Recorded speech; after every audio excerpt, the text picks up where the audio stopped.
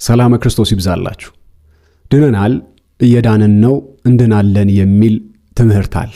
ይህ ትምህርት መጽሐፍ ቅዱሳዊ ነው ወይ በሚለው ዙሪያ ላይ ዛሬ ጥቂት ነገር ልላችሁ ወደድኩ። አስቀድሜ ይሄ ትምህርት መጽሐፍ ቅዱሳዊ ነው፣ ይህንን ልንረዳ ያስፈልጋል። እንዴት ካልን ግን ሶስቱንም ማለትም ድነናል፣ እየዳንን ነው፣ እንድናለን የሚለውን በተለያየ ጊዜ የተቀመጠውን አስተምህሮ ከመጽሐፍ ቅዱስ ውስጥ ማግኘት ወይም ደግሞ ማውጣት ይጠበቅብናል። የመጀመሪያው ድነናል የሚለው አስተምህሮ አንድ ሰው በክርስቶስ ኢየሱስ በማመን ሲጸድቅ የሚሆነው ነገር ማለት ነው። ይሄም ደግሞ ከሰው የእጅ ሥራ አይሆንም ወይም ደግሞ የሰው ጥረት አይደለም፣ የእግዚአብሔር የማዳን ኃይል የሚገለጥበት ነው። ሐዋርያው ቅዱስ ጳውሎስ በኤፌሶን ምዕራፍ 2 ቁጥር 8 ላይ እንደተናገረው ጸጋው በእምነት አድኗችኋልና ይላል። እንዲሁም ደግሞ በሁለተኛ ጢሞቴዎስ ምዕራፍ 1 ቁጥር 9 ላይ ያዳነን በቅዱስ አጠራር ይጠራን ይላል አይደል? ያዳነን የጠራን እሱ ነው። በአላፊ ጊዜ ነው። እየዳናችሁ ነው ትድናላችሁ እያለ አይደለም። እና ካላችሁ ድናችኋል ነው እያለ ያለው፣ ወይም አድኖናል ወይም ያዳነን እያለ ነው የሚናገረው። ስለዚህ አንድ ሰው በኢየሱስ ክርስቶስ የመስቀል ሥራ አምኖ ይድናል። የሚያድነው ደግሞ እግዚአብሔር ነው። ሐዋርያው ቅዱስ ጳውሎስ በሮሜ ላይ እንደዚህ ይላል፣ የእግዚአብሔር ጽድቅ ያለ ሕግ ተገልጧል፣ እርሱም ለሚያምን ሁሉ የሆነ በኢየሱስ ክርስቶስ በማመን የሚገኝ የእግዚአብሔር ጽድቅ ነው ይላል። ይሄ ጽድቅ የሰው አይደለም፣ የእግዚአብሔር ነው። ሰዎች እንዴት ነው ይህንን ጽድቅ የሚቀበሉት ካላችሁ በክርስቶስ በማመን ነው። ይሄ ምን ልንለው እንችላለን? ድነናል፣ ያዳነንም እግዚአብሔር ነው፣ ያጸደቀንም እግዚአብሔር ነው እንላለን ማለት ነው። ሁለተኛው ግን እየዳንን ነው የሚለው ነው። እዚህ ጋር ብዙዎች ግር ይሰኛሉ። ምን ማለት ነው? እግዚአብሔር ካዳነን እኛ እየዳንን ነው ማለት ምን ማለት ነው ይላሉ። ያው ድነናል ስንል እግዚአብሔር ከነበረብን የኃጢአት ቅጣት አድኖናል እያልን ነው። እየዳንን ነው ስንል ግን ከኃጢአት ኃይል እየዳንን ነው ማለት ነው። መጽሐፍ ቅዱስ እንደዚህ ይላል፣ የእምነታችሁን ፍጻሜ እርሱም የነፍሳችሁን መዳን እየተቀበላችሁ በማይነገርና ክብር በሞላበት ሐሴት ደስ ይላችኋል ይላል።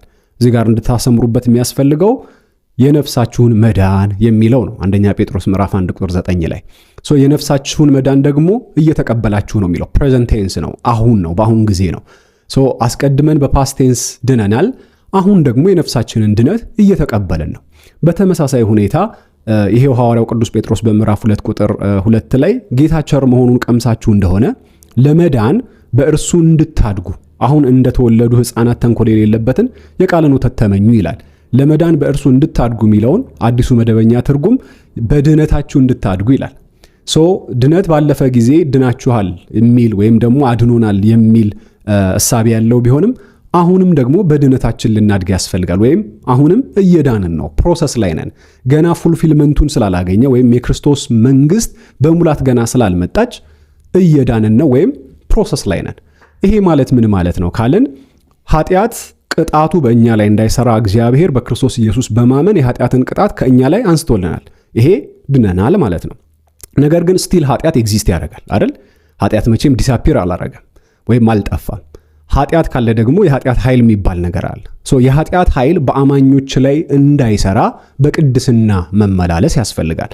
ስለዚህም ነው ብዙዎች እየዳንን ነው የሚለውን በአሁን ጊዜ ያለውን አመለካከት ከሳንክቲፊኬሽን ወይም ከቅድስና ጋር የሚያገናኙት።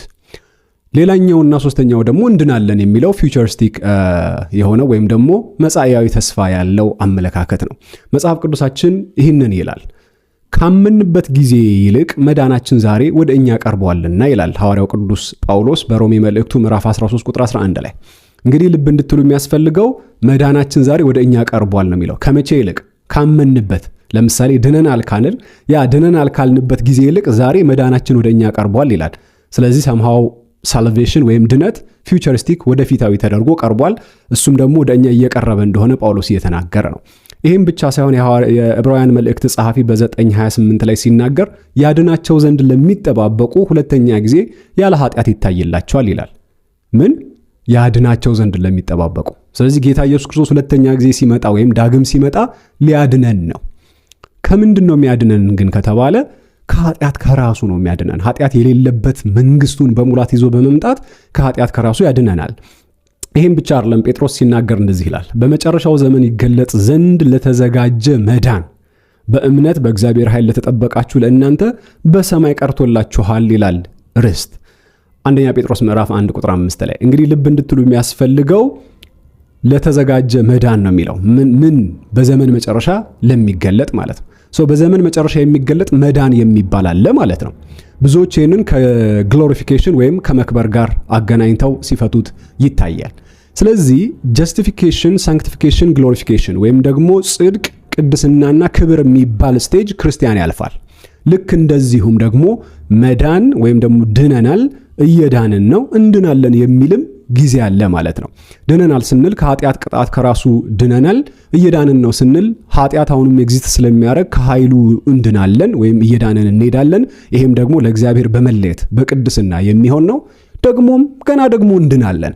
እንዴት ካላችሁ ኃጢአት ከሚባለው ከራሱ የእግዚአብሔር መንግስት ውስጥ በመግባት እንድናለን። ይህንን የሚያደርገው ማን ነው? እግዚአብሔር በመንፈስ ቅዱስ አማካኝነት በእኛ እንደ ፈቃዱ እየሰራ ነው። ስለዚህ ድነናል፣ እየዳንን ነው፣ ደግሞም እንድናለን። ጸጋ ከሁላችሁ ጋር ይሁን።